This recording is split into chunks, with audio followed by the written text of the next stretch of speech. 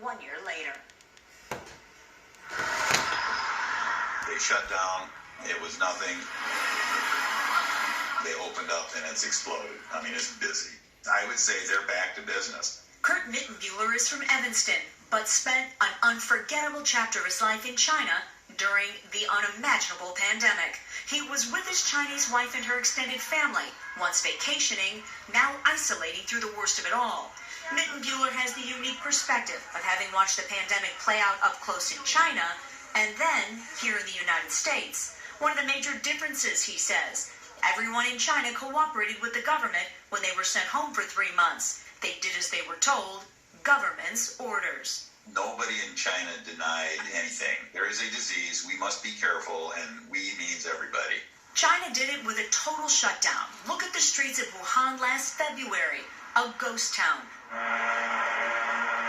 No one allowed outside their homes unless it was to flush or patrol the streets. Parks were deserted, shopping destinations boarded up, bridges and roadways abandoned. Mittenbuehler said the Chinese government didn't mess around, and the key to its success, according to Kurt, masks, contact tracing that involved color-coded QR codes saying you were clean with green, ranked as yellow, or red, meaning you have the virus, and testing. Key factor in all that is everybody cooperates. I was part of the 10 million person testing in Wuhan.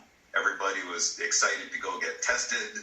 Within 36 hours of having been tested, I already had the information in my QR code, and we were back in business. They tested 10 million people. He said by the end of March, only 3 months after the lockdown that shut things down and no vaccination yet, Wuhan opened back up, much like a bear after a long hibernation. Scooters were buzzing on the roads again.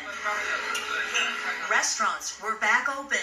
The Chinese were filling the highways and walking the streets once more. Kurt owns 2 apartments in Wuhan and knows the city well. He only came back to the U.S. in September to vote in the November election and to tend to some business here. But while in Wuhan over the summer, he watched scooter, bike rentals, and car sales soar.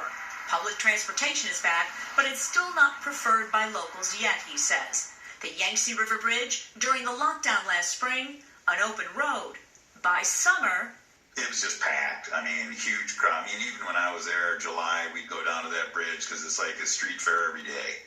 Packed. Especially on weekends.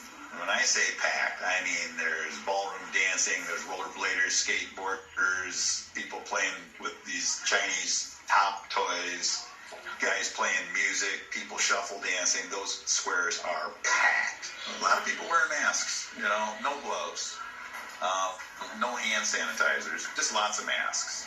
There was no such thing as a super spreader event. Zero. It just didn't happen because everybody was cooperating. It was over by really mid-March. He said Wuhan is not back to normal when it comes to traffic on the roads, but China could use the break. Another sign things are getting back to normal? Just look up. I've had a half dozen friends telling me that, yeah, we can tell we're back in business because the air pollution is back. Restaurants, corporations, factories, all back to work. Even small businesses survived. Their fears 1 year ago replaced with confidence today. Everybody's back in action on some level. According to